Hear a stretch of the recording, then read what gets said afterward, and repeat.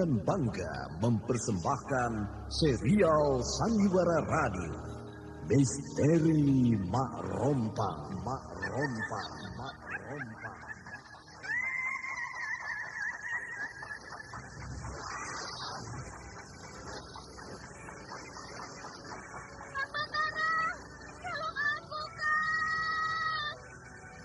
Cepat kemari, Wulan. Mak Rompang, kisah bangkitnya kembali setiap 200 tahun. Seorang anak manusia yang dapat berganti wajah dan wujud. Terkadang menjadi seorang gadis cantik teramat cantik. Terkadang menjadi seorang nenek tua renta buruk rupa yang selalu menimbulkan prahara dan malapetaka mengerikan bagi umat manusia.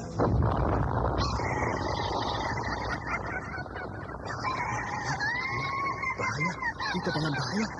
Sudah, cepat tinggalkan tempat ini. Tunggu, Kang Wira. Aku mau menuju warung dulu. Jangan pikirkan warungmu, pikirkan nyawamu. Menjauh! Tuk Tunggal bilang menjauh. Takut itu berapa panas. Tuk Tunggal ada di mana, Wira? Tuk Tunggal berada di dalam kampus. Menyingkir semua! Menyingkir keluar dari desa!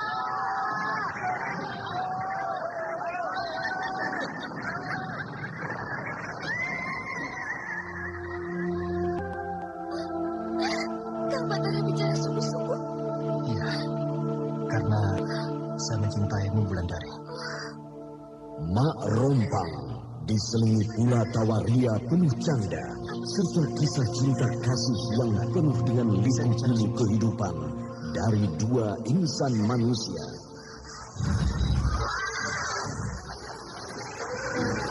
Awas di belakangmu, Wulandari!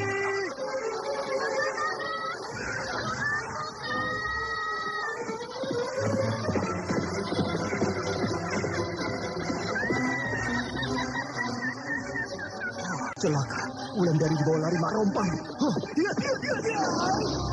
Didukung artis-artis terkenal Ferry Fadli, Yvonne Rose, Anna Sambayon, dan sederet bintang-bintang terkenal lainnya.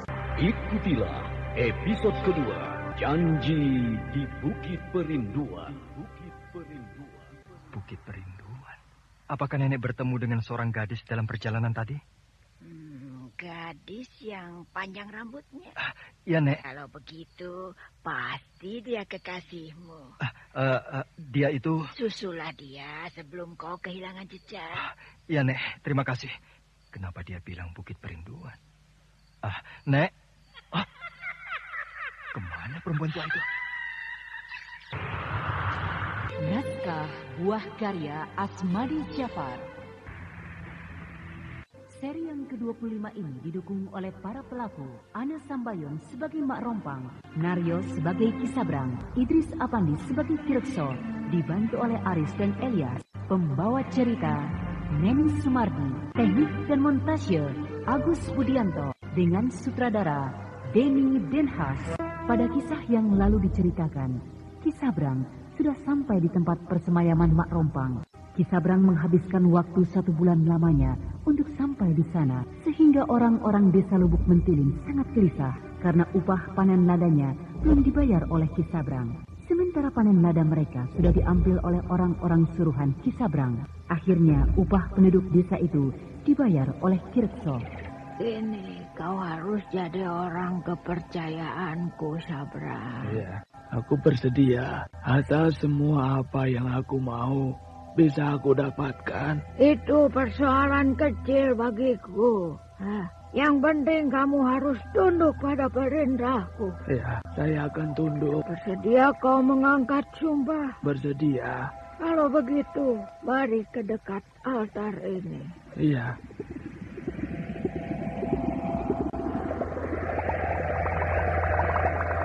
Akan diapakannya aku? Tadi yang mengambil gunting. Guntingnya runcing dan tajam. Apakah aku akan ditusuknya dengan gunting itu? Tundukkan kepalamu. Iya. Gunting yang dipegangnya berada di dekat kepalaku. Aduh. Dia mengunting rambutku. Rambut itu dia letakkan di dalam mangkok besar berwarna merah. Tegakkan kepalamu. Iya. Rasanya gunting itu menempel di leherku. Apakah dia akan menusuk leherku dengan gunting itu?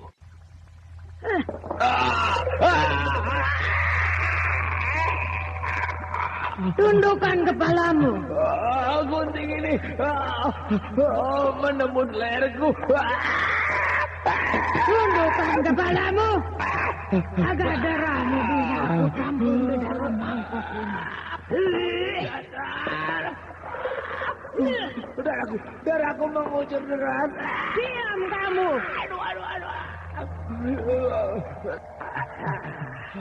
Cepat minum ramuan ini sebelum mukamu bertambah pucat. Ramuan ini adalah darah mereka yang telah menjadi korbanku. Minumlah sebelum kamu kehabisan darah. Darah ini berbau amis. Darah itu sudah berumur lebih dari 100 tahun.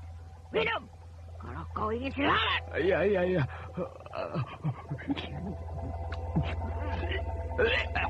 Baunya busuk sekali. Mukamu kini merah kembali. Kau sudah segar kembali, Sabrang. Lalu, bagaimana dengan lubang di leherku ini? Sebentar lagi lubang itu akan menutup. Ia akan terbuka bila sudah 1 tahun pada bulan purnama penuh. Nah, kau harus mencari korban untuk menjaga agar kau tetap hidup. Jadi... Kau harus mencari darah yang segar, darah manusia, atau darah perawan agar kau tetap hidup. Jadi aku harus membunuh orang. Tidak, kau cukup hanya tidur semalaman dengan dia. Maka darah orang itu akan habis kau hisap. Kalau tidak, akan mati karena kehabisan darah. Aku tidak tahu kalau syaratnya begini berat. Tapi apa boleh buat? Sudah terlanjur. Apa manfaatnya? Jadi orang kepercayaanmu nih. Kau akan mendapat hal-hal yang istimewa, Sabrang. Paling tidak, kau selalu terhindar dari bahaya. Segala bicaramu akan didengar orang. Tapi hati-hatilah. Ada beberapa orang yang sakti yang tidak bisa kau hadapi. Nah, kalau sudah begitu, kau harus panggil aku. Kau tidak akan bisa menghadapinya sendiri. Di samping itu, kau harus menolong aku. Bila aku ingin bangkit sebelum waktuku. Apakah kau sebenarnya sudah mati? Jangan kau tanyakan itu. Aku tidak mau mendengarnya. Apakah aku sudah bisa membunuh Ki Rekso? Belum. Orang itu sulit kau bunuh karena kita tidak tahu di mana kelemahannya. Dia sendiri juga tidak tahu. Tidak bisa menentukan di mana kelemahan Ki Rekso. Berarti ilmu Ki Rekso adalah ilmu kebal yang hebat. Kini aku beritahu kepadamu bahwa namaku adalah Mak Rompang. Mak Rompang? Di sini tempat persemayamanku. Tidak ada orang yang bisa datang kemari tanpa seizinku. Hanya saja bila orang itu membawa tusuk kondeku. Kalau kau bisa, kau harus cari tusuk kondeku itu, lalu bawa kemari. Iya. Nah, ini buatmu. Sebuah kembang kemboja yang terbuat dari marmer. Kembang kemboja ini adalah alat untuk bisa masuk kemari. Ambillah, Sabrang. Iya. Terima kasih. Hanya kau saja yang tahu. Di mana tempat tinggalku? Aku akan bangkit kembali dalam 25 tahun. Kecuali bila aku membutuhkan sesuatu. Atau aku ingin membalas dendam pada seseorang yang tidak bisa aku tunggu selama 25 tahun. Misalnya seperti sekarang.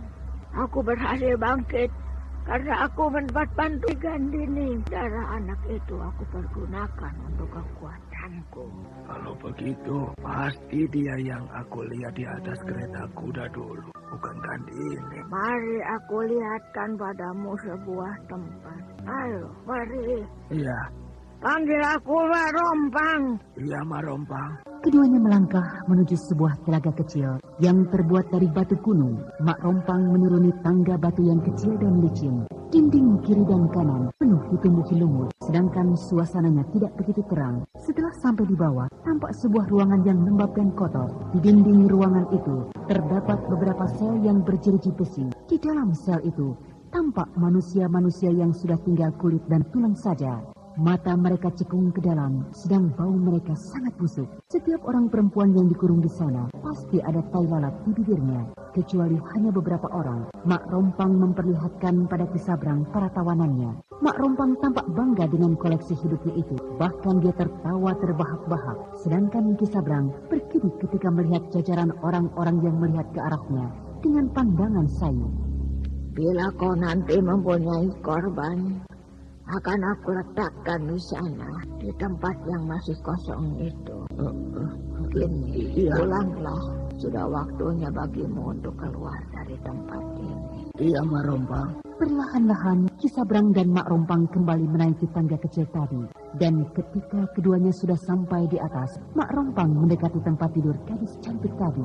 Mak Rompang menatap lama, lalu secara perlahan-lahan tubuh Mak Rompang yang kurus dan tua itu menyatu dengan tubuh gadis yang sedang tertidur nyenyak. Lalu suasana menjadi hening, tidak ada bunyi apa-apa. Sedangkan Ki Sabrang seperti mau pingsan memperhatikan kejadian itu. Ketika Ki Sabrang sudah sampai di dalam lorong, dia berjalan dengan cepat. Sebentar-sebentar dia memegang lehernya bekas tusukan gunting.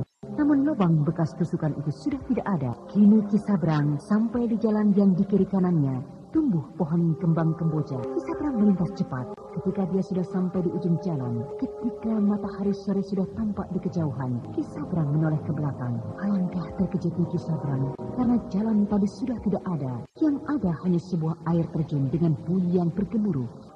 Bagaimana Ki Sabrang? Bagaimana panen ladamu? Maaf Kisono Keling, panen ladaku agak terlambat. Cuma segini? Itu masih ada di dekat gerobak sapi itu. Oh, itu. Ya. Hai, bawa lada yang ditumpuk dekat gerobak itu. Cukup kan? Oh iya, cukup. Kapan Kisono Keling akan berangkat ke Singasari? Mungkin nanti sore. Kalau angin laut sedang bagus. Kalau Kisono Keling sampai di Singasari, sampaikan salamku buat kawan-kawan di sana. Ya. Akan aku sampaikan bahwa besok atau lusa akan datang 2 kapal lagi dari Singasari kemari. Sabrang, bagaimana keadaan Lubuk Mentiwi dan bagaimana keadaan Ki Rekso? Baik-baik saja. Hanya Ki Rekso mulai menjauhi kawan-kawan dari Singasari. Dia tampaknya akan berdagang lada ke tempat lain. Kemana dia akan berdagang lada? Mungkin ke lembah Sungai Kampar. Sayang sekali. Padahal Ki Rekso adalah pedagang lada terbesar dari Lubuk Mentiwin. Kalau dia berdagang lada ke sana, berarti dia berdagang lada kepada pedagang-pedagang dari Gujarat. Aku ingin menyingkirkan dia, Kisono Keling, agar aku bisa menjual lada kepada kawan-kawan dari Singasari. Kalau Ki Sabrang mau, akan aku tolong membantu niat Ki Sabrang itu. Apa yang bisa Kisono Keling kerjakan? Kita bunuh Rekso. Bagaimana cara membunuhnya? Dengan keris ini. Sekali saja dia tergores oleh ujung keris ini, maka pasti dia tewas. Karena keris ini ada racunnya. Ki Rekso tidak mempan ditikam dengan senjata tajam. Dia mempunyai ilmu kebal. Atau beginilah, tapi ini masih rahasia. Utusan kerajaan Singasari sebenarnya akan mendatangi kerajaan Damasraya untuk membujuk agar perdagangan lada hanya kepada Singasari saja. Andai kata mendapat halangan, maka terpaksa Singasari akan menggunakan kekerasan. Mungkin tidak lama lagi. Kalau begitu, aku akan membantu Singasari. Asal Lubuk Mentilin bisa aku kuasai. Kami bersedia membantu Ki Sabrang. Ya, asal Ki Sabrang berjanji bahwa Ki Sabrang hanya akan berdagang lada kepada Singasari. Oh, tentu. Selama ini pun aku berdagang lada kepada Singasari. Ya. Kalau begitu aku ingin ke Lubuk Mentilim. Ingin melihat tanaman lada di sana. Kalau memang lada-lada itu luas, maka aku bersedia membicarakannya kepada pihak Singasari agar Ki Sabrang mendapat bantuan tentara. Kapan Ki Sonokeling akan ke Lubuk Mentilim? Bagaimana kalau besok? Tapi bukankah nanti sore Ki Sonokeling sudah berlayar menuju Singasari? Aku tidak usah ikut kapal ini. Aku akan ikut dengan kapal yang berikutnya ke Singasari. Kalau begitu, besok pagi kita berangkat ke Lubuk Mentilim. Iya. Coba perhatikan, Wista. Siapa yang berjalan bersama Ki Sabrang di tengah-tengah tanaman lada itu? Aku tidak kenal, Ki Lurah. Tampaknya bukan orang desa ini. Oi, siapa itu? Dia melihat kita, Ki Lurah. Aku ingin tahu siapa yang masuk kemari tanpa seizinku. Mereka menuju kemari. Bagus. Wah. Orang jauh rupanya. Apa kabar, Ki Sonokeling? Ya, baik. Mimpi apa yang membawa Ki Sonokeling sampai ke desa ini? Ya, karena ingin melihat tempat tanaman lada yang subur dan makmur ini. Kenapa Ki Rekso sudah lama tidak berdagang lada lagi? Karena anak saya sedang sakit. Sampai sekarang belum sembuh. Oh, begitu. Wah, tanaman lada di desa ini luas sekali. Tidak seberapa, Ki Sonokeling. Cuma seluas telapak tangan saja. Kalau seperti ini banyaknya tanaman lada, aku jamin 1 tahun lagi seluruh penduduk desa ini akan makmur. Terutama Ki Rekso dan Ki Sabrang. Tidak juga. Yang akan makmur tentu penduduk pemilik ladang ini. Oh iya, Ki Rekso. Bagaimana? Apakah aku diizinkan melihat-lihat lebih jauh lagi? Silakan. Aku tidak usah mengantar Ki Sonokeling. Cukup Ki Sabrang saja. Iya. Terima kasih atas izin yang diberikan kepadaku. Aku permisi dulu. Kau perhatikan tadi, Wista. Ki Sabrang tidak berani melihatku. Dia selalu menunduk, sedangkan mukanya pucat. Iya, Ki. Aku agak curiga dengan kedatangan orang dari Singasari itu. Tidak apa-apa. Aku kenal baik dengan Ki Sonokeling. Ki Rekso dan Wista memandang langkah-langkah kedua orang itu. Kecurigaan sedang merayap di hati Wista. Sementara Ki Rekso merasa bangga mendapat pujian dari Ki Sonokeling. Bagaimana Ki Sonokeling? Sudah puas melihat ladang lada di desa ini? Sudah, sangat luas dan subur. Lebih dari separuh adalah ladang ladaku. Sedangkan yang lain adalah milik Ki Rekso dan petani lada yang lainnya. Jadi luas juga tanah Ki Sabrang di sini rupanya. Iya, memang seluas itu. Padahal ladang-ladang itu bukan milikku, tapi milik penduduk desa ini. Wah, kalau begitu Ki Sabrang harus bertahan. Agar ladang Ki Sabrang tidak direbut oleh orang lain. Ya, maklumlah. Kalau sedang laris begini, ada saja orang yang iri. Ya, terutama yang aku khawatirkan adalah Ki Rekso. Tampaknya dia berniat untuk menyingkirkan aku dari desa ini. Oh, jangan khawatir. Kawan-kawan dari Singasari akan aku beritahu agar Ki Sabrang dilindungi. Tapi apa betul? Dia itu tidak berdagang lada karena anaknya sakit. Anaknya tidak sakit. Itu hanya alasannya saja untuk menghindar dari kawan-kawan Ki Sonokeling. Baiklah. Jadi begini. Kita harus mengatur siasat. Kalau bisa, Ki Sabrang jangan menunjukkan sikap permusuhan terhadap Ki Rekso supaya dia tidak curiga. Tetaplah bersahabat dengan dia. Bahkan kalau perlu, bersahabat terus dengan dia. Nanti kami dari Singasari yang akan menghantam dia dari belakang. Kalau jalan itu yang terbaik menurut Ki Sonokeling, ya aku ikut saja. Nanti kalau prajurit-prajurit Singasari sudah menguasai Lubuk Mentilim ini, barulah Ki Sabrang unjuk gigi. Iya. Masa hanya segini Ki Sabrang? Masa kurang lagi? Sedangkan bulan ini Ki Sabrang sudah terlambat untuk membayar. Hanya ada segitu, Ki Lurah. Maafkan saya. Kalau begini terus, lebih baik Ki Sabrang tidak usah bertanam lada di desa ini. Silakan Ki Sabrang cari daerah lain. Wah, jangan begitu, Ki Lurah. Terserah. Ki Sabrang tinggal pilih. Mau terus di sini, silakan bayar penuh. Kalau tidak, cari daerah lain. Baik, akan saya bayar penuh. Dan ingat, aku tidak mau terlambat lagi. Iya. Ini Ki Lurah. Ya.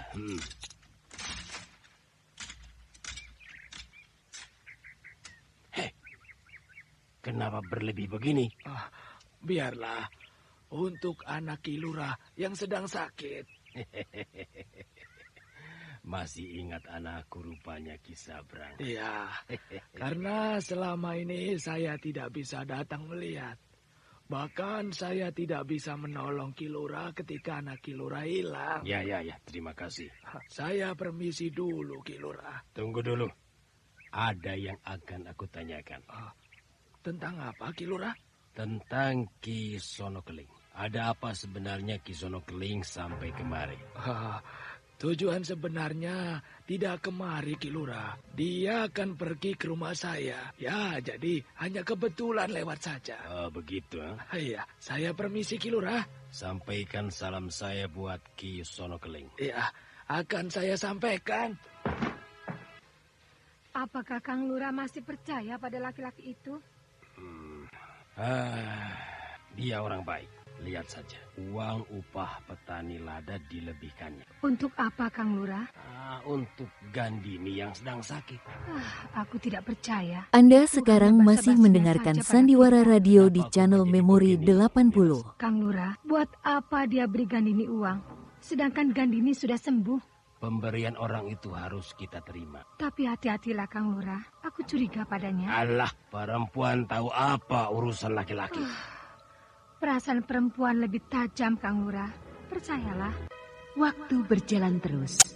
Kejadian-kejadian penting hampir tidak ada terjadi di desa Lubuk Mentilin. Desa itu kembali tenang. Berita tentang Ki Sonokeling tidak pula diterima oleh Ki Sabrang, sehingga laki-laki lintah darat itu hampir melupakan rencananya dengan Ki Sonokeling. Sementara Mak Rompang tampaknya benar-benar tertidur nyenyak di persemayamannya. Ketika 1 tahun telah berlalu, ketika penyakit Gandini kambuh lagi, wajah gadis itu kembali seperti nenek-nenek, membuat Kirekso dan istrinya menjadi cemas. Kirekso dan Nirasa mendatangkan seorang dukun untuk mengobati sakit anaknya. Disinilah Mak Rompang mulai tersentak dari tidurnya, karena tempat kekuatannya di tubuh gadis itu mulai diganggu. Dia bangkit dari persemayamannya di hulu sungai Tembesi, lalu dia menebar maut di seluruh desa. Namun sasarannya untuk mengambil Wulandari belum juga bisa, karena diam-diam Ki Mujur telah menanam penangkal di rumah itu, sehingga Mak Rompang tidak bisa masuk. Untuk itu Mak Rompang mengutus Ki Sabrang agar Wulandari bisa dibawa keluar dari rumah itu. Apalagi kini Ki Sabrang sudah sampai pada perjanjiannya, janji untuk mendapat darah yang segar kalau laki-laki itu mau tetap hidup terus. Sehingga Ki Sabrang pun bernafsu kembali untuk mendapatkan Wulandari. Hari hampir malam. Sekarang kau pulanglah. Nanti kau kemalaman di jalan, ha? Iya, Ki Lurah. Besok pagi kamu harus datang lagi. Urus orang-orang yang kerja di ladang ladaku itu. Iya, Ki Lurah. Nah, ini upahmu untuk hari ini. Terima kasih, Ki Lurah. Tunggu dulu, Mandita. Ada yang ingin aku tanyakan padamu. Iya, Ki Lurah. Bagaimana kabar adikmu? Betul dia sakit? Iya, Ki. Tapi sakit adik saya aneh. Bila dia keluar rumah, maka dia mulai sakit. Tapi kalau dia di dalam rumah, dia tidak apa-apa. Jadi adik saya tidak pernah keluar rumah. Aneh sakit adikmu itu ya. Ya sudahlah, pulanglah. Iya, Ki Lurah. Terima kasih. Saya permisi. Aku tidak menyangka, Kang Lurah, kalau kakak Wulandari itu menjadi baik. Sebenarnya dia itu baik. Hanya dulu itu dia salah berteman saja. Lihat orang sebelah rumah kita. Akhirnya anaknya yang diambil istri oleh Ki Sabrang. Itu karena kita selalu jual mahal. Seperti kita ini tidak butuh uang saja. Kamu bicara apa, Suni? Bicara soal uang. Kalau saja anak kita Wulandari yang diambil istri oleh Ki Sabrang, maka kita sudah jadi makmur. Kalau Kang Diro tidak percaya, lihat saja.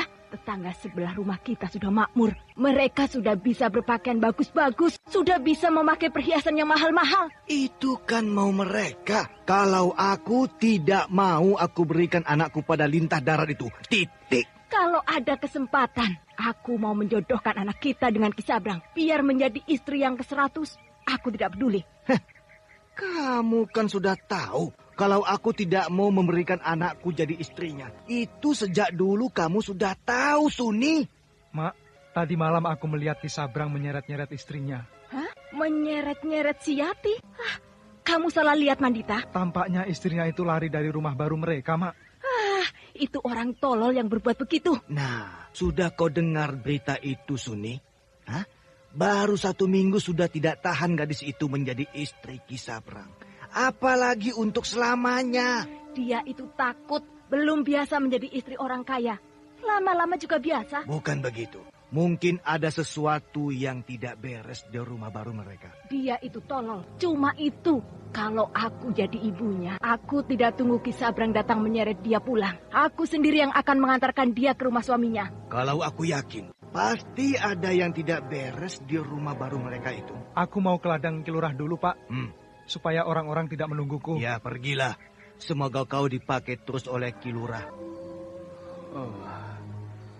Malam ini adalah malam bulan purnama. Saatnya aku harus mendapat darah segar. Kenapa kamu belum tidur juga, Yati? Saya takut Ki Sabrang. Saya mau pulang saja. Apa yang kamu takutkan? Takut pada Ki Sabrang. Takut pada aku? Aneh kamu ini. Kadang-kadang muka Ki Sabrang kalau sudah malam begini berubah seperti muka serigala. Itu hanya penglihatanmu saja, Yati. Aku mau pulang saja. Aku takut. Kau harus tinggal di sini. Kau akan lari kemana? Aku mau pulang, Ki Sabrang. Kau tidak akan bisa pulang. Pintu gerbang sudah aku tutup. Aku takut. Aku tidak mau tinggal di rumah ini. Aku mau pulang ke rumah orang tuaku. Kau tidak bisa pulang. Kau duduk di halaman rumah ini. Aku mau masuk ke rumah saja. Di sini saja. Kita duduk di sini sambil melihat bulan purnama. Sebentar lagi bulan persis purnama penuh. Itu saatnya aku akan mendapat darah yang segar. Nah, kau lihat wajahku. Apakah berbentuk serigala? Tidak. Nah, kalau sekali lagi kau mengatakan begitu, berarti kau menghina aku.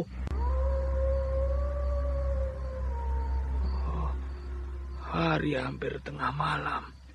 Sebentar lagi purnama penuh. Dan aku mulai merasakan ada perubahan pada diriku. Kaki-kakiku mulai berbulu. Tangan-tanganku mulai berbulu.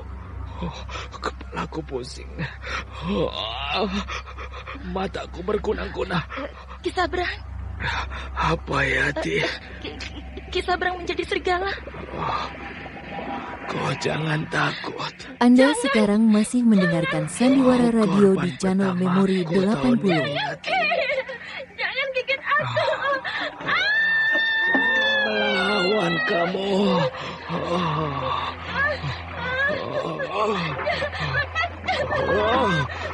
Mau lari kemana kamu? Aku mau pulang. Kurang ajar. Kemana larinya gadis itu? Yati! Keluar kamu! Isi kamu!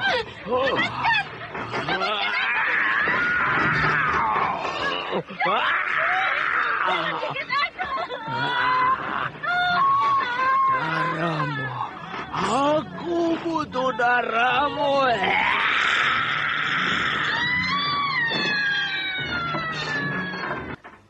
Mati kamu.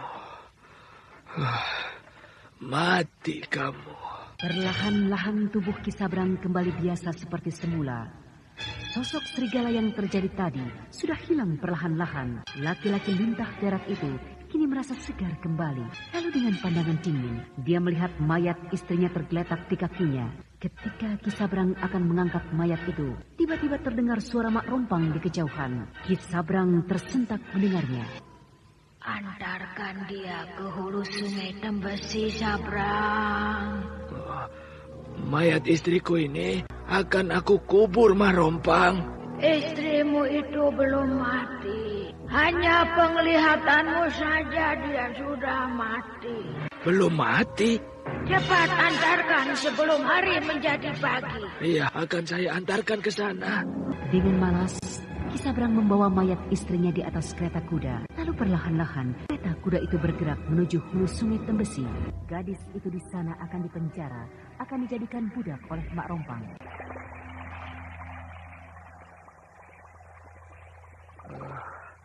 Setelah aku menempuh perjalanan berhari-hari, akhirnya aku sampai juga di hulu sungai Tembesi ini.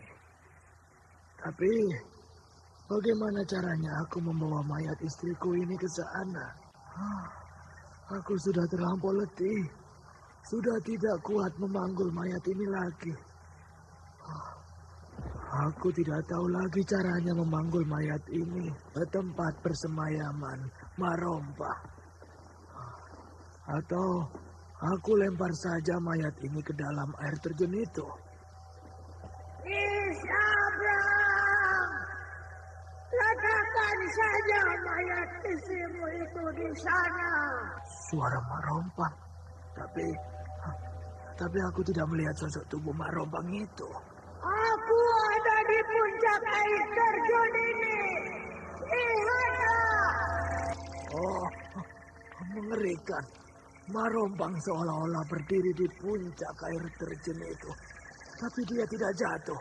Rambutnya yang hitam lebat menutupi mukanya yang keriput. Sedangkan tubuhnya diselimuti dengan kain putih yang berkibar ke sana kemari ditiup angin.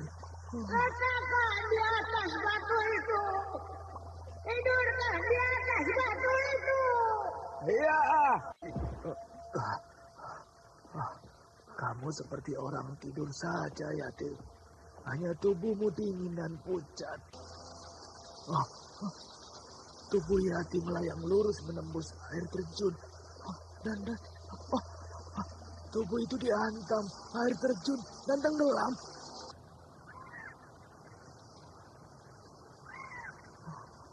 Dari mana datangnya burung-burung gagak ini? Dia mengelilingi air terjun seperti ada yang dicarinya.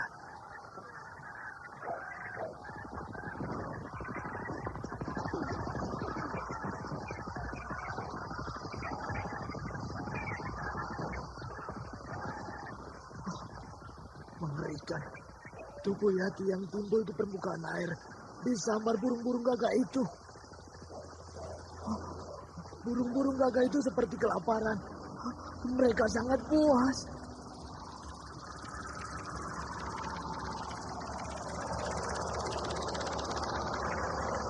Itu kesalahanmu, Kisabrang. Oh, tidak sempurna menjalankan upacaramu.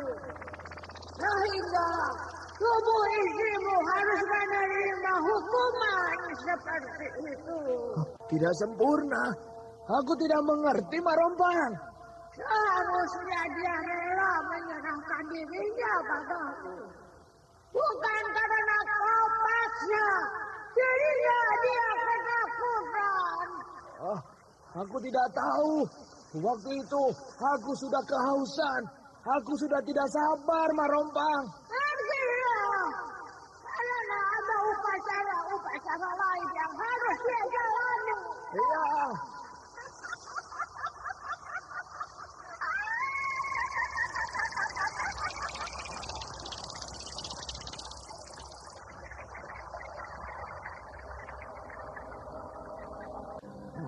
Wulandari, apa Mak?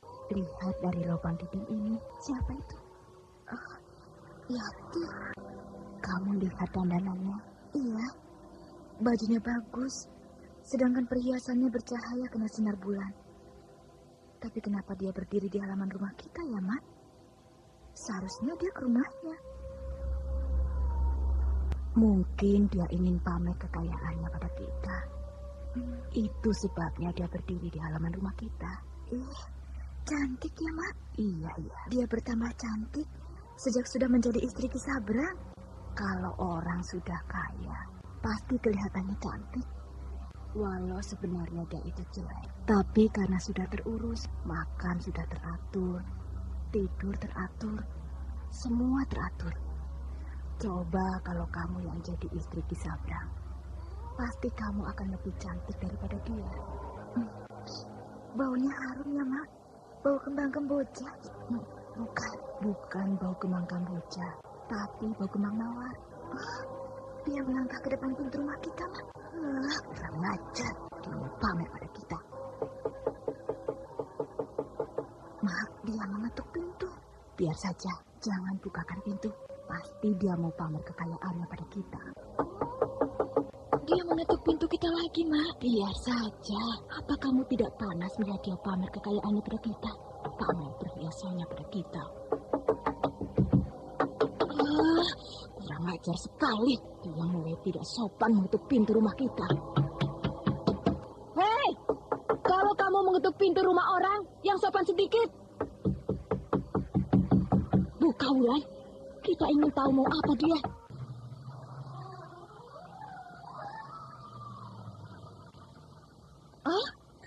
Kang Mandita, lu?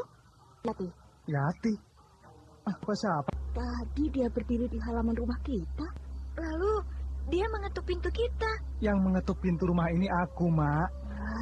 Jangan main-main, Mandita. Aku sungguh-sungguh, Mak. Aku tadi panggil Pak dan Mulan tidak mendengarnya.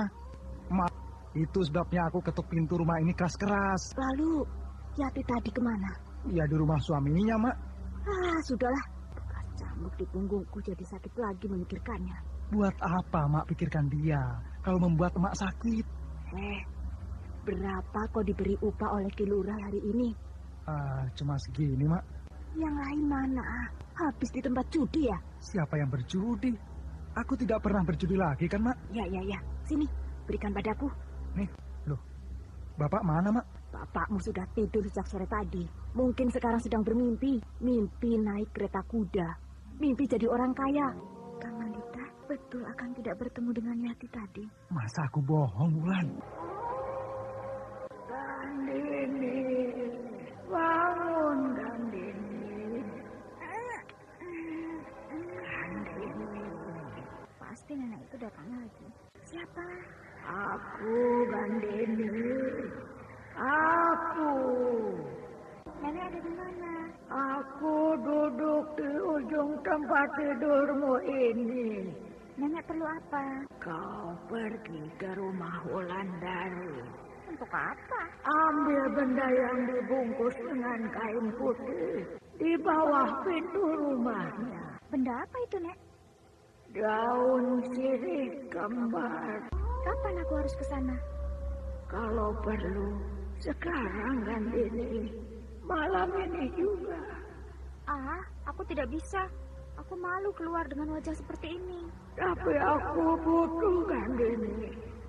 Aku sudah menyuruh Yati ke sana. Tapi dia tidak bisa. Siapa sebenarnya nenek ini? Gandini! Bapakku. Gandini! Ya. Kamu bicara sama siapa, ha? Aku tidak bicara, aku sedang duduk.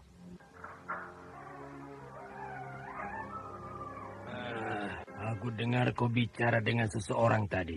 Tidak, Bapak, aku sedang duduk. Tidurlah. Hari sudah larut malam ya? Iya, Pak. Aku mau menolong nenek. Tapi nenek harus bilang siapa nama nenek. Dan bagaimana bentuk nenek yang sebenarnya. Namaku Mak Rompang. Sedang bentukku suatu saat kau akan tahu. Mak Rompang. Baik, Mak Rompang. Aku mau membantu Mak Rompang. Asal Mak Rompang juga mau sungguh-sungguh membantuku. Aku akan sungguh-sungguh membantumu, Gandini. Mana buktinya?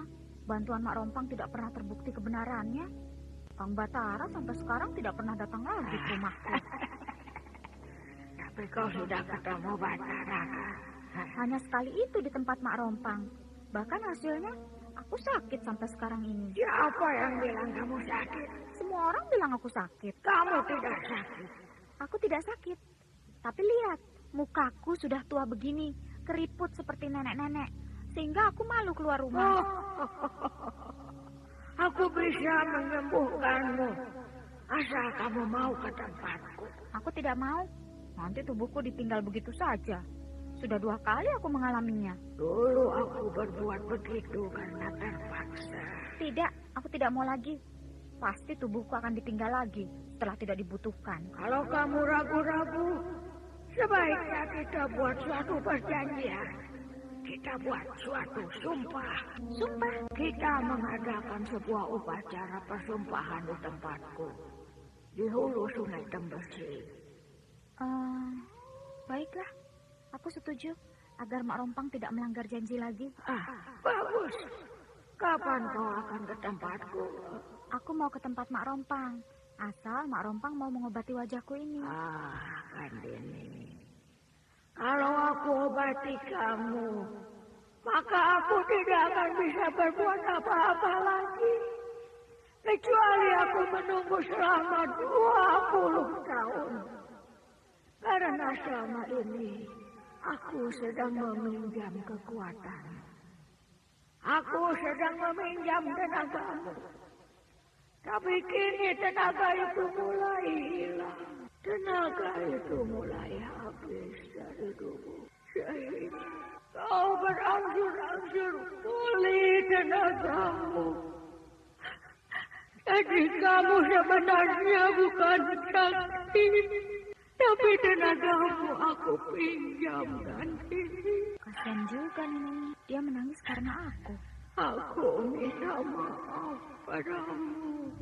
Iya, tapi sembuhkan dulu wajahku sehingga aku tidak malu keluar rumah. Jadi kamu tega melihat aku menjadi tidak bertenaga lagi. Karena tenagaku akan kupergunakan untuk menyembuhkanmu. Aku begini bukan atas kemauanku, Mak Rompang, tapi atas kemauan Mak Rompang. Nah, sembuhkan aku. Baru aku mau membuat persumpahan. Baru aku mau mengambil daun sirih kembar di rumah Wulandari. Ya, baiklah, Kandini. Aku akan sembuhkan wajahmu seperti semula. Walau aku harus menanggung akibatnya. Tapi kau harus datang ke tempatku di hulu Sungai Tembesi malam ini juga. Kita buat perjanjian. Kita buat persumpahan. Baik, aku bersedia. Asal Mak Rompang mau membantu aku kalau aku butuhkan. Dan bantuan itu harus berhasil. Iya. Aku akan bantu kamu. Nah, sembuhkanlah wajahku. Baik, Kandini. Kamu orang yang keras. Tapi aku suka padamu. Tutuplah matamu. Aku akan mengobatimu. Tapi ingat, begitu kamu buka mata, maka kamu sudah berada di tempatku di hulu Sungai Tembesi. Iya. Perlahan-lahan Gandini menutup matanya, sedangkan di ujung tempat tidurnya tampak asap putih mengepul perlahan-lahan. Itu pertanda Mak Rompang sedang mengembalikan wajah Gandini yang dipinjamnya, sehingga perlahan-lahan pula wajah Gandini menjadi bagus kembali, menjadi muda kembali. Nah, betulkan kataku, Tok Sumut. Anakku suka bicara sendiri di dalam kamarnya, seolah-olah ada orang yang diajaknya bicara. Iya. Suka bicara sendiri ya. Nah, kenapa dia sebenarnya ini, Tok Sumut? Sakit apa dia? Atau apakah ada orang halus yang mengganggunya? Kalau menurut penglihatan batin saya, memang ada orang Anda halus sekarang masih mendengarkan Sandiwara Radio di channel Memori 80. Makhluk ini berambut panjang, masih muda, bahkan wajahnya cantik sekali. Tapi kalau anakku bicara pada makhluk itu, dia selalu menyebut lawan bicaranya itu nenek, Tok Sumut. Tidak mungkin. Itu hanya pendengaran kita saja. Makhluk itu masih muda dan cantik. Oh, masih muda ya? Apakah Tok Sumut sanggup mengusir makhluk itu agar dia tidak mengganggu anak saya lagi? Bisa. Bahkan kalau makhluk ini sudah pergi, maka muka Gandini bisa sembuh seperti sedia kala. Kalau begitu usirlah Tok Sumut. agar anakku tidak terganggu lagi. Sudah 1 tahun dia begini terus. Baiklah Ki Lurah, akan saya coba.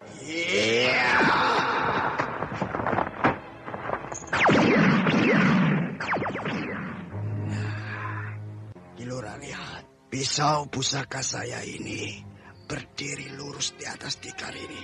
Itu pertanda dia sedang mengusir makhluk halus itu. Nah, pisau ini mulai miring ke arah kamar Gandini. Iya. Sekarang tidak terdengar lagi Gandini bicara kan? Tidak terdengar lagi dia berbisik-bisikan. Iya. Mari kita lihat anakku di dalam kamarnya. Jangan dulu. Kita harus tunggu beberapa saat lagi. Karena makhluk halus itu sedang berkemas-kemas akan pergi dari dalam kamar Gandini. Baik, kita tunggu. Nah, rasanya Sukma Gandini mengantarkan makhluk itu pergi ke tempatnya. Aduh, celaka. Nanti kalau anakku tidak kembali, bagaimana Tok Sumu? Ki Lurah jangan khawatir. Saya menjaganya. Gandini, bukalah matamu. Pengobatanku sudah selesai. Hah? Aku di mana sekarang ini? Tempat apa ini? Luas sekali. Lantainya terbuat dari marmer berwarna merah. Hah? Ada sebuah tempat tidur yang indah. Ada seorang gadis yang tidur di atasnya. Dia berselimut kain sutra putih yang bagus. Dia tidak bernafas. Dia tidur atau mati? Wulandari. Ada lukisan Wulandari di dinding ruangan ini. Buat apa ya? Apakah Mak Rompang ini famili Wulandari? Kenapa kau aneh melihat tempat ini, Gandini? Bukankah kau juga kemari dulu? Suara Mak Rompang. Tapi aku tidak melihat orangnya. Gandini. Aneh. Suara itu terdengar dari arah tempat tidur. Kemarilah, Gandini. Sekarang, suara itu terdengar dari dekat meja itu. Meja apa itu? Kemarilah, Gandini. Mak Rompang ada di mana? Aku di sini. Sekarang suara itu pindah lagi di dekat tempat tidur. Tampakkanlah diri Mak Rompang. Aku hampir-hampir tidak punya daya untuk menampakkan diriku, Gandini. Aku tidak punya tenaga lagi. Tapi saya ingin melihat wujud Mak Rompang yang sebenarnya. Baiklah, kalau kamu memaksa juga. Ya, inilah aku. Sudah kau lihat wujudku? Iya, kasihan sekali. Tubuhnya bungkuk sekali, sehingga mukanya hampir-hampir menyentuh lantai. Mukanya sangat keriput, matanya cekung, dan bola matanya jauh masuk ke dalam tengkorak kepalanya. Sedangkan seluruh kulitnya bergelantungan seperti tidak berdaging. Dia jatuh tersungkur. Dan dia hilang perlahan-lahan. Sekarang, mari kita mulai persumpahan kita, Gandini. Tunggu dulu. Apa lagi? Saya belum tahu apakah muka saya sudah diobati seperti semula atau belum. Kau belum yakin rupanya bahwa wajahmu sudah kembali seperti semula. Rabalah mukamu. Iya ya. Mukaku tidak keriput lagi. Mukaku sudah mulus. Kalau belum yakin juga, berkacalah di sampingmu. Di dinding itu ada sebuah cermin tergantung. Iya ya. Mukaku seperti semula. Bagaimana? Puas kan? Iya. Mari kita mulai persumpahan kita. Bagus. Kau mempunyai semangat hebat untuk menjadi orang kepercayaanku. Orang kepercayaan? Mari kita bersumpahkan ini. Mari, Saya sudah siap sejak tadi. Kita akan saling membantu, Gandini. Kalau kau butuh bantuanku, aku harus siap membantumu. Begitu juga sebaliknya. Mau kau? Mau. Walau apapun halangannya. Iya, walau apapun halangannya. Baiklah. Itu namanya kita sudah bersumpah. Hanya seperti itu persumpahan kita? Iya, hanya seperti itu. Cuma untuk peresmiannya, kau harus cium bibir gadis yang sedang tidur itu. Hah? Untuk apa? Sebagai tanda bahwa kita sudah resmi bersumpah. Siapa gadis itu? Dia adalah wujudku ketika masih muda. Aneh, aku sedang berhadapan dengan siapa sebenarnya sekarang ini? Ciumlah, ciumlah. Sebagai tanda peresmian persumpahan kita. Untuk apa aku mencium bibir gadis itu? Ada-ada saja. Jangan ragu-ragu, Gandini. Ciumlah. Itu sebagai peresmian sumpah kita. Kalau kau tidak berani menciumnya, berarti kau bukanlah anak Kirekso yang gagah perkasa itu. Baik, kalau ini syaratnya. Perlahan-lahan, Gandini mendekati tempat tidur yang indah itu.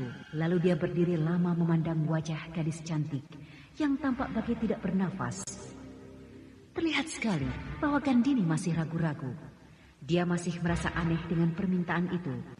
Apalagi wajah gadis itu tampak bagai berubah-ubah. Kadang-kadang tampak tua, kadang-kadang tampak bagai burung gagak yang mengerikan. Bahkan kadang-kadang bagai serigala yang sedang menyeringai, sehingga tampak taring-taringnya yang runcing. Bahkan tampak bermacam-macam bentuk lagi, sehingga wajah gadis itu bagai memiliki 1000 muka. Namun Gandini menenangkan dirinya. Dia tidak mau dibilang melanggar janji. Dia ingin melaksanakan permintaan Mak Rompang itu, sehingga dia kuatkan hatinya, dia bulatkan tekadnya. Kini Gandini memejamkan matanya, lalu perlahan-lahan dia membungkuk untuk mencium bibir gadis yang sedang terbujur kaku itu. Tapi ketika bibir Gandini sudah menyentuh bibir perempuan itu, maka tiba-tiba kepala seekor ular merah keluar dari mulut gadis itu, lalu dengan cepat mematok bibir Gandini.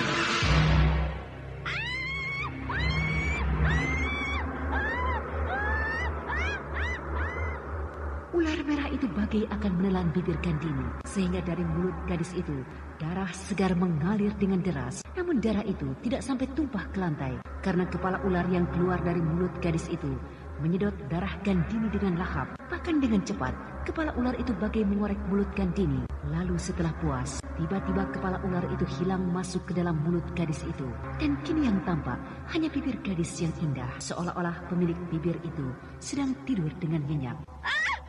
Tubuhku, Bagas tidak bertenaga. Aku haus. Kau haus, minumlah. Itu ada air di dekat luka itu. Ya.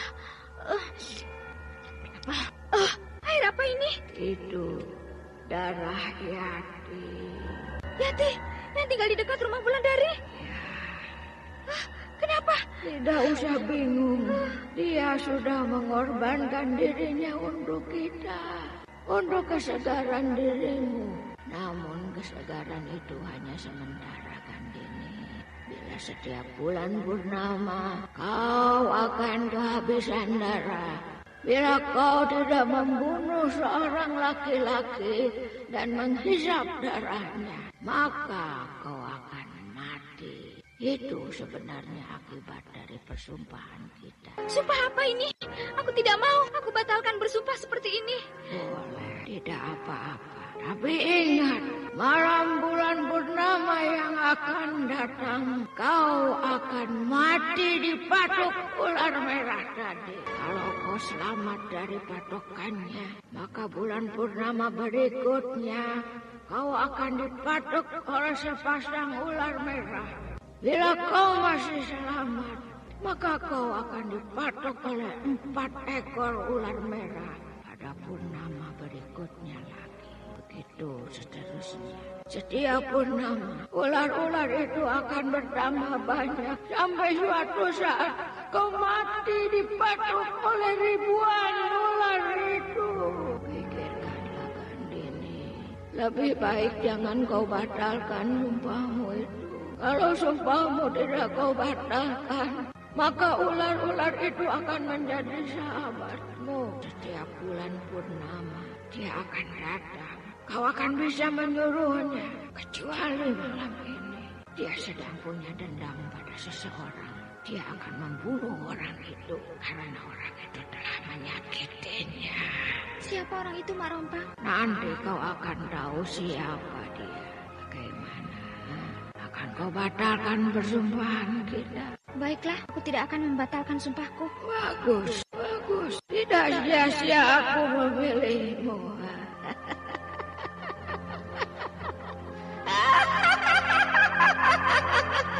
Bagaimana, Tok Sumun? Sudah kembali kira-kira sukma anakku? Mungkin sebentar lagi, Kilora. Belum terlihat tanda-tandanya. Hari sebentar lagi pagi. Bagaimana kalau kita masuk saja ke dalam kamarnya? Percuma, Kilora. Yang akan kita temui hanya jasad Gandini. Sedangkan sukmanya tidak ada. Lalu kalau... Yang saya takutkan, kalau kita berada di dalam kamar itu, sukma Gandini tidak mau kembali ke dalam tubuhnya. Sehingga meninggallah dia. Nah, dengar itu. Kilora mendengarnya? Ya, Gandini seperti baru bangun tidur. Nah, berarti sukma Gandini sudah kembali ke tubuhnya. Dia sudah bangun. Kita masuk sekarang ke kamarnya. Mari. Saya buka pintunya. Harus perlahan-lahan membuka pintunya, Kilora, agar Gandini tidak terkejut. Ya. Begitu pintu terbuka, akan saya sembur Gandini dengan ramuan ini. Baik, sekarang Tok Sumun bersiap. Awas ular Tok. Tok Sumun digigit ular. Itu, ular merah. Dia lari ke sana. Leherku digigit. Mana ular itu? Cepat betul hilangnya. Aku tidak melihatnya, Toh. Tok Sumun. Dukun ini mati. Mayat dukun yang bernama Tok Sumun itu seketika berwarna merah, sedangkan bekas gigitan ular itu berwarna biru. Dari mulut Tok Sumun keluar busa. Kirekso memandang ngeri pada mayat itu. Sementara Gandini tampak baru bangun dari tidurnya. Dia hanya memandang sinis pada tubuh mayat yang sudah mulai berubah hitam itu. Rupanya Gandini sudah memiliki jiwa pembunuh seperti Mak Rompang. Makmu belum pulang, Wulan? Belum, Pak. Sudah malam begini makmu belum juga pulang. Padahal hampir setiap malam terjadi kematian di desa ini. Apakah ada lagi yang mati hari ini, Pak? Ada, Wulan. Menjelang pagi tadi, Tok Sumun mati di rumah Kilora. Tok Sumun mati, Pak? Iya. Ada yang bilang mati digigit ular. Ada yang bilang mati karena terkejut. Sayang sekali. Tidak ada lagi orang yang sehebat dia di kampung ini. Kalau orang-orang kampung ini ada yang sakit, akan sulit mencari orang yang bisa mengobati. Padahal aku sudah berniat memanggil Tok Sumun ke rumah ini untuk mengobatimu. Aku takut sakitmu berlarut-larut seperti Gandini, Wulan. Aku kan tidak sakit, Pak. Hanya kalau aku keluar rumah, kepalaku terasa agak pusing. Itu namanya sakit, Wulan. Jadi kamu jangan keluar rumah dulu. Rasanya saya sudah ingin pergi ke sawah membantu Bapak. Nantilah kita pikirkan itu. Sekarang yang harus kita pikirkan adalah emakmu. Aku takut kalau dia mendapat bahaya. Mungkin Mak tidur di rumah nenek. Kalau makmu pergi nginap ya dia pasti bilang. Rasanya ingin saja aku mencari makmu. Tapi aku khawatir meninggalkanmu sendirian di rumah. Tidak apa-apa, Pak. Aku berani tinggal sendirian. Sebentar lagi Kang Mandita tentu pulang. Jangan-jangan makmu dicegat oleh tukang gerobak itu. Lalu makmu mengalami nasib yang sama seperti si Sia. Dia mati dengan tubuh cabik-cabik. Kalau begitu, pergilah Bapak cepat sebelum Mak dapat bahaya. Betul, kamu berani tinggal di rumah sendirian? Betul, Bapak pergilah. Baiklah, kalau ada yang mengetuk pintu rumah ini, jangan bukakan. Iya. Kecuali aku atau makmu atau kakakmu. Iya, Pak. Dan kalau terdengar suara gerobak ditarik-tarik orang, jangan kau intip. Diam saja kau. Pasti gerobak siluman itu sedang mencari mangsa. Iya, Pak. Nah, tutup dan pasak kembali pintu ini. Iya, Pak. Bapak tidak membawa apa-apa? Ada sebilah belati di pinggangku.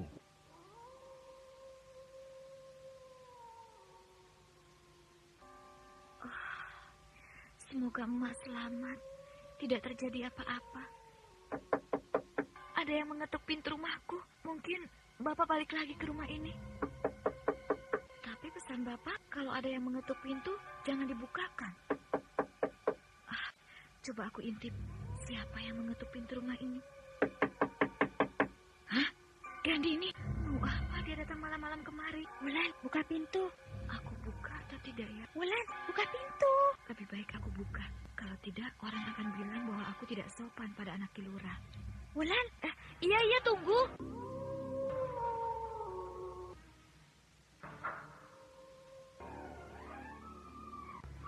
Gandini? Kemana bapakmu itu? Mencari emak. Kemana emakmu? Entahlah, emak belum pulang sampai sekarang. Masuklah. Maaf ya, keadaan rumah saya seperti ini. Ya. Kenapa Gandini? Kurang ajar. Kau tanam apa di bawah tangga pintu rumahmu ini, ha? Lihat, kakiku sampai biru seperti ini. Tidak ada apa-apa. Gali, pasti ada apa-apanya. Iya. Ada yang mengganggu daun sirih kembarku. Ada apa, Ki? Kenapa Ki Mujur terkejut? Ada yang mengganggu benda yang aku tanam. Benda apa, Ki Mujur? Duduk di sini, di dekatku. Sebentar lagi akan kau lihat benda apa itu. Aku akan memanggil benda itu kemari. Aku tidak mau benda itu jatuh ke tangan orang lain. Kembali. Cepat kembali kepadaku di puncak Gunung Raya. Di padepokan Sri Gunting ini. Kembali. Cepat kembali. Ya! Ada benda jatuh. Sudah kau lihat benda di hadapan kita ini, Batara? Sudah, Ki. Sebuah bungkusan kain putih kecil. Bukalah. Baik, Ki. Maaf, saya buka, Ki. Nah, itu isinya. 2 lembar daun sirih berwarna hitam. Iya. Daun sirih kembar milikku. Tadi sedang digali orang. Dia ingin mengambilnya. Untuk apa gunanya ini, Ki Mujur? Untuk penangkal iblis. Daun sirih kembar ini hanya akan ada setiap 100 tahun sekali. Dia tumbuh di puncak Gunung Raya ini. Itu pemberian kakek gurumu, Tuk Tunggal. Apakah Ki Mujur sedang melindungi seseorang? Iya. Lalu kalau benda ini sudah Ki Mujur ambil, berarti orang itu sekarang dalam bahaya. Semoga saja tidak. Kalau aku bilang bahwa yang aku lindungi itu Wulandari, tentu Batara akan cemas. Batara tidak boleh tahu. Kasihan orang itu. Aku tinggal sebentar, Batara. Aku akan pergi melihat keadaan orang itu. Apakah saya boleh ikut, Ki Mujur? Saya ingin belajar melindungi orang dengan daun sirih kembar ini. Jangan, Batara. Belum saatnya. Nah, kau tetap di padepokan ini. Jangan kemana-mana. Latih dan perlancarlah ilmu memimpin pasukan perang yang telah aku ajarkan itu. Iya, Ki. Buat apa ilmu memimpin pasukan perang ini? Ki Mujur duduk bersila menghadap ke arah matahari terbit. Lalu orang tua itu menyusun 5 jari tangan kanannya di depan dada. Sedangkan telunjuk tangan kirinya menunjuk lurus ke depan. Perlahan-lahan dari ubun-ubun kepala Ki Mujur keluar asap putih. Sedangkan tubuh Ki Mujur perlahan-lahan pula terangkat dari lantai tempat dia bersila. Makin lama makin tinggi dan semakin tinggi. Lalu melesat hilang di kegelapan malam. Itulah salah satu ilmu andalan Ki Mujur. Ilmu menembus ruang dan waktu. Sedangkan Batara duduk bersila sambil memejamkan mata. Dia tidak berani melihat kejadian yang berlangsung di hadapannya karena dia sangat menghormati gurunya itu. Sudah dalam aku menggalinya, tapi tidak ada apa-apa, Gandini. Awas, aku mau lihat. Tidak ada. Berarti sudah diambil oleh Liknya. Kembalilah Bang itu. Ya, saya tidak... aduh. Aku peringatkan kamu. Jangan jual kecantikan di desa ini. Apa salah saya? Kenapa dia menampar saya? Maaf, Gandini. Saya ingin bertemu dengan Ki Lurah. Bapak dan Ibu sedang ke ladang. Hari ini lada akan dipanen. Tidak ada siapa-siapa di rumah. Semua pergi ke ladang. Sedangkan saya baru saja pulang. Wah, kalau begitu, biarlah. Besok pagi saya kemari lagi. Saya permisi, Gandini. Tunggu. Ada apa, Gandini? Di mana Ki Sabrang mendapat raja bergambar kembang kemboja ini?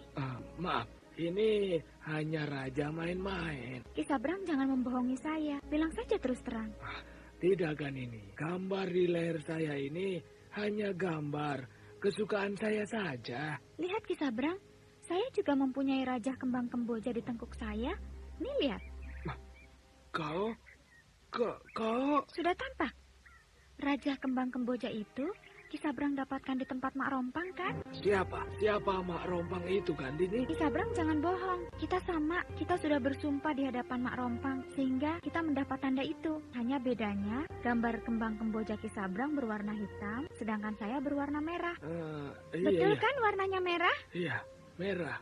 Ki Sabrang sudah bersumpah di hadapan Mak Rompang kan? Di hulu Sungai Tembesi? Mengakulah. Kita sama-sama orang kepercayaan Mak Rompang.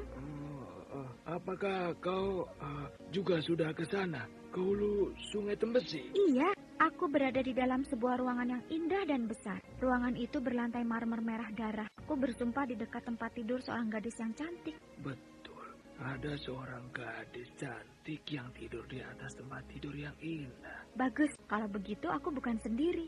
Aku punya teman. Kan ini... Orang lain tidak boleh tahu siapa kita. Kalau sampai tahu, kita akan dibunuh oleh Mak Rompang. Ki Sabrang jangan cemas begitu. Justru ini sebuah penghormatan dari Mak Rompang kepada kita. Iya. Saya mau permisi dulu. Ki Sabrang mau kemana? Mau ke rumah Wulandari. Pergilah, sudah aman. Tidak ada apa-apa lagi. Maksudmu? Rumah Wulandari sudah tidak ada penangkalnya lagi. Sehingga kita bisa masuk ke dalam rumah itu dengan aman. Kau lebih hebat dariku, Gandini. Pantas Mak Rompang mengangkatmu jadi orang kepercayaannya. Nah, aku ke sana. Ada perlu apa Ki Sabrang ke sana? Mau mendekati Wulandari. Aku jatuh cinta betul pada gadis itu. Bagus. Ki Sabrang harus bisa membujuk Wulandari agar dia mau jadi istri Ki Sabrang ya. Susah, Gandini. Aku sudah coba selama 1 tahun lebih. Tapi belum ada hasilnya. Cobalah dulu. Nanti kalau tidak bisa, akan aku bantu. Terima kasih. Sudah siang begini. Bapak dan emakku belum juga kembali. Kemana mereka? Celaka. Ki Sabrang datang. Sedangkan aku sendirian di rumah. Wulandari! Ki Sabrang sudah melihat aku. Weh. Bertambah cantik kamu, Wulan. Maaf, Ki. Bapak sedang ke sawah. Aku tidak perlu kodok buduk seperti bapakmu itu. Aku perlu kamu. Sudah lama kita tidak bertemu ya. Iya. Celaka, dia menyeringai seperti seekor serigala kelaparan. Anda sekarang masih mendengarkan Sandiwara Radio di channel Memori 80. Itu bagai tak berdaya, dia bagai terpaku di tempat dia berdiri. Sudah 6 purnama lebih. Aku kira kita tidak bertemu ya. Iya, sudah 6 purnama lebih. Rupanya kamu juga menghitung lama perpisahan kita. Sudah rindu ya sama aku? Tidak tahu. Bagus, Wulandari. Kau sekarang harus ikut aku. Tidak, Ki. Saya tidak mau. Kau harus mau. Kau harus melihat rumah yang telah aku buatkan untukmu. Tidak, saya tidak pesan rumah pada Ki Sabrang. Memang tidak. Tapi bila calon istriku tidak aku buatkan rumah yang bagus, itu namanya aku tidak sayang pada calon istriku. Bicaranya sudah mulai melantur. Wulandari, sebenarnya aku sangat menyintaimu.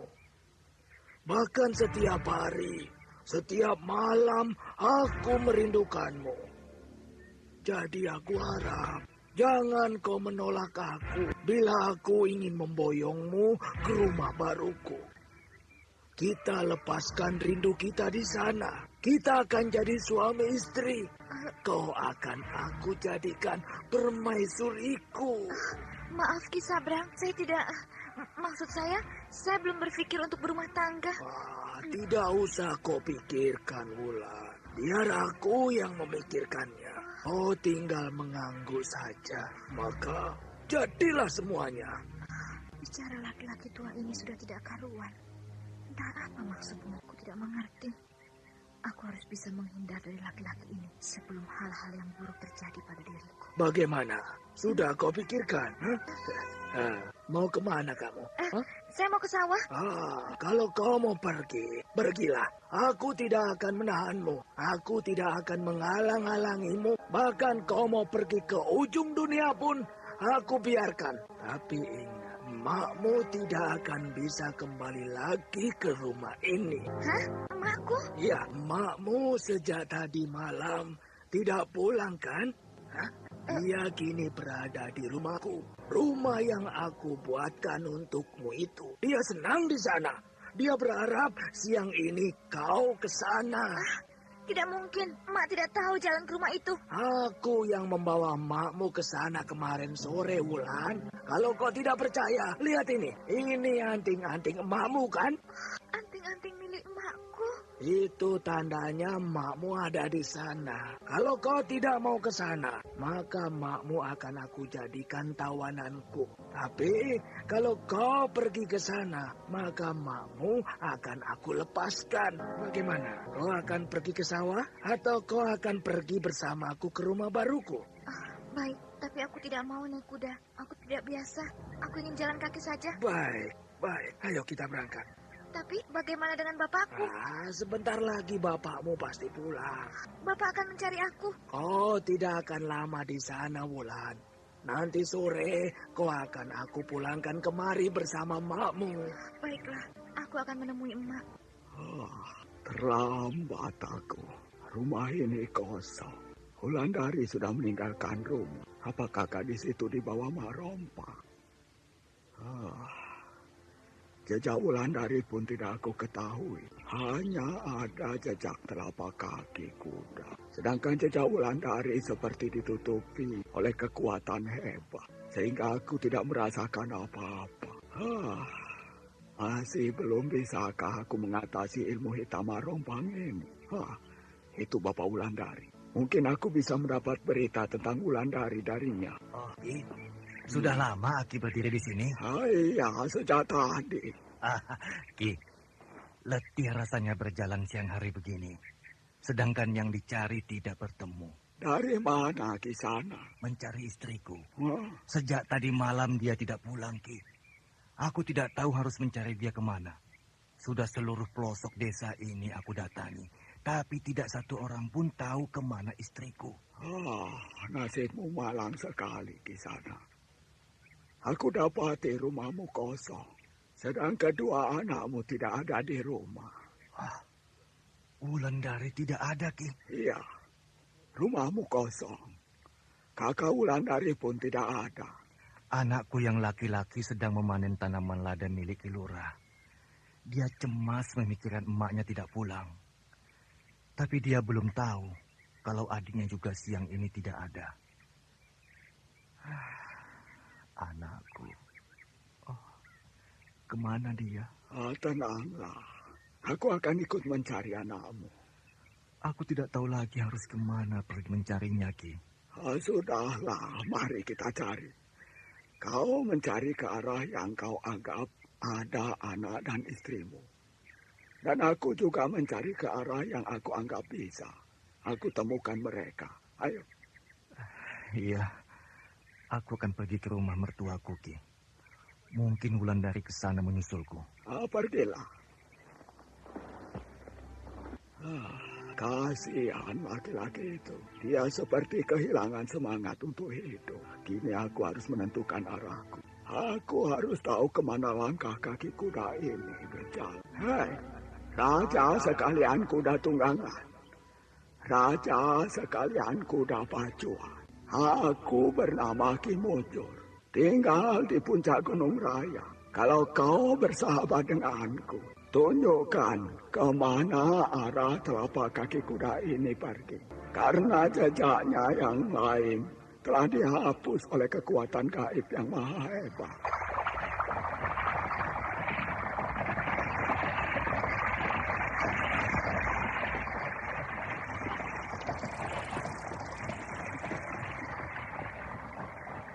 Terima kasih. Sekali lagi aku ucapkan terima kasih. Ternyata kau masih mau menunjukkan padaku kemana arah tujuan jejak kaki kuda ini. Kini, Ki Mujur telah tahu kemana arah jejak telapak kaki kuda itu. Jejak telapak kaki kuda tunggangan Ki Sabrang. Untuk mengetahui arah jejak telapak kaki kuda itu, Ki Mujur memakai ilmu penghentak sukma. Ilmu yang masih jarang tandingannya. Memang, ilmu Ki Mujur masih sulit dicari tandingannya. Hanya mungkin Nyi Sepi atau beberapa orang lain yang masih bisa dibilang dengan cari. Namun Ki Mujur masih belum bisa menandingi kehebatan Mak Rompang. Walau Mak Rompang itu sedang berada di hulu sungai Tembesi, Mak Rompang sedang tertidur nyenyak sambil menunggu saat bangkitnya. Karena tenaga pinjamannya sudah dikembalikan kepada Gandini, sehingga Mak Rompang tidak punya tenaga lagi. Waktu bangkit Mak Rompang masih sekitar 20 tahun lagi. Kecuali kalau Mak Rompang mendapat sebuah korban yang diingininya. Namun Mak Rompang sudah mempunyai senjata, sudah punya 2 orang kepercayaan yang bisa dia suruh setiap saat kalau dia mau. Sementara itu, Ki Sabrang dan Wulandari sudah berada di dalam rumah yang besar dan mewah. Sedangkan Suni Ibu Wulandari sudah disuruh pulang oleh Ki Sabrang. Wulandari, kau akan senang di sini. Tadi Ki Sabrang berjanji bahwa saya juga boleh pulang bersama emak. Tapi kenapa saya sekarang ditahan di sini? Wulan, aku tidak menahanmu. Emakmu yang mau. Emakmu yang mengizinkannya. Kau bodoh, Wulan. Kau bodoh. Kau akan senang di sini. Kau akan bahagia di sini. Sedangkan Yati sudah aku suruh pulang, sudah aku usir karena dia memburuk-burukkanmu di hadapanku. Dia tidak tahu kalau aku sangat menyintaimu, Wulan. Sehingga rumah ini kini adalah rumahmu, bukan rumah Yati lagi. Agar orang tidak bilang ini rumah Yati, pintu gerbangnya aku rubah, tempat kandang kudanya aku rubah, dan banyak lagi yang aku rubah. Nah, kau akan bahagia, kau akan memiliki ini semua, asal kau mau jadi istriku. Sabrang, saya mohon, pulangkanlah saya, bebaskan saya. Aku akan pulangkan kamu, kalau itu yang kamu mau. Tapi istirahatlah dulu, itu kamarmu. Kau menginaplah barang 1 malam di sini, agar kau bisa menikmatinya tinggal di rumah yang besar ini. Rumah yang pantas untuk para bangsawan. Saya mau pulang sekarang. Saya tidak mau menginap di sini. Besok kau akan aku kembalikan ke rumahmu, Wulan. Saya mau pulang sekarang, Ki Sabrang. Kereta kudaku sedang dipakai. Besok kereta kuda itu baru datang kemari. Saya bisa pulang jalan kaki. Saya tidak mau naik kereta kuda. Kau tidak bisa memaksa kehendakmu, Wulan. Aku yang menentukan kapan kau boleh pergi dari rumah ini. Bilang pada anakmu yang bernama Yati itu ya, jangan suka pamer kekayaan di hadapanku. Kini dia tahu rasa, karena kekayaannya sudah milikku, sudah milik Wulandari. Kau bicara apa, Suni? Aku bicara soal Yati. Anakku kini di rumahnya, di rumah suaminya, Ki Sabrang. Kini rumah anakmu itu sudah diberikan pada anakku. Anakmu sudah diusir pulang. Anakku tidak pernah diusir pulang. Anakku masih di sana, masih bersama suaminya, Ki Sabrang. Apa kamu belum mengerti juga, Pari, bahwa seluruh harta kekayaan anakmu sudah diberikan pada anakku, pada Wulandari. Rumah anakmu sudah milik anakku sekarang. Bagaimana bentuk rumah anakmu itu, Suni? Rumahnya besar, halamannya luas, sedangkan pintu gerbangnya berukir dan berwarna merah. Kau salah, Suni. Pintu gerbang rumah anakku tidak berukir.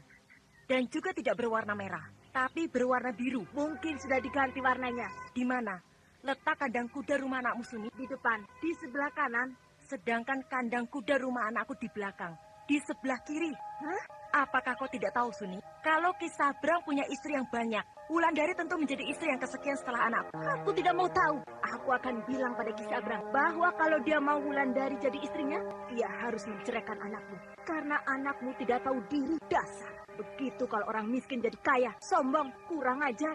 Kampungan, tetangga-tetangga dianggap enteng semuanya. Tidak tahu sopan santun. Masa malam pamer kekayaan di halaman rumahku? Kalau soal itu, nanti akan aku nasihati anakku. Kau tidak usah memperpanjang urusan ini lagi. Tidak bisa. Aku tidak mau anakku menjadi istri Ki Sabrang kalau anakmu tidak diceraikannya. Biar sajalah, itu kan urusan Ki Sabrang, bukan urusan kita. Jadi kau belum percaya juga kalau Ki Sabrang sudah mengusir anakmu? Sudah menceraikan anakmu? Kalau kau tidak percaya, tanyakan pada Ki Sabrang sekarang juga. Karena Ki Sabrang sendiri yang bilang begitu padaku. Baik, aku akan ke sana menanyakannya pada Ki Sabrang. Apakah aku salah jalan? Sejak tadi aku hanya berputar-putar saja di tempat ini. Seperti aku kena perangkap ilmu penyiasat jalan. Tapi tidak mungkin. Arah kuda yang aku lihat di dalam semadiku tadi kemarin. Aku kini mendengar suara Wulandari. Batinku mendengar suara Wulandari. Tapi aku tidak tahu di mana. Aku tidak tahu dari arah mana. Bukan main. Hebat betul ilmu yang dilepaskan oleh lawanku ini. Saya tidak mau. Saya tidak mau. Jangan dekati saya, Ki Sabrang. Kau harus mau. Aku sudah habis-habisan untuk mendapatkanmu. Aku sudah hampir bangkrut oleh ulah kamu. Lepaskan. Lepaskan aku. Aku mau pulang ke rumah orang tuaku. Kau akan pulang setelah kau jadi istriku malam ini. Ki Sabrang, mana anakku Yati? Enaknya saja kau masuk kemari, Parwi. Karena ini rumah anakku, maka aku berani masuk kemari. Sekarang aku tanya, mana anakku? Apa betul Ki Sabrang telah mengusir anakku? Ya, aku sudah mengusirnya dari rumah ini karena aku sudah bosan. Lalu di mana Yati sekarang? Di mana anakku sekarang? Aku tidak tahu. Ki Sabrang memandang marah pada Ibu Yati. Sedangkan perempuan itu tidak tahu kalau anaknya sudah tidak ada. Sementara itu Ki Mujur masih mencari arah suara Wulandari. Nah, saudara pendengar, tahukah Ibu Yati kalau anaknya sudah menjadi korban Ki Sabrang? Dapatkah Ki Mujur menyelamatkan Wulandari dari tangan Ki Sabrang? Untuk mengetahui jawabannya, ikutilah lanjutan cerita ini pada episode ketiga dengan judul Panji Kebesaran. Panji Kebesaran. Panji Kebesaran. Demikianlah tadi serial Sandiwara Radio Misteri Mak Rompang episode kedua, Janji di Bukit Perinduan, dipersembahkan oleh PT Puri Bariwara 5 bekerja sama dengan PT Sinar Effendi Murni, produsen tablet obat kuat Aladina, obat terlambat bulan Menpas Kapsul, serta tablet obat kuat dan pegal linu Duta Rema. Terima kasih atas perhatian Anda. Sampai jumpa.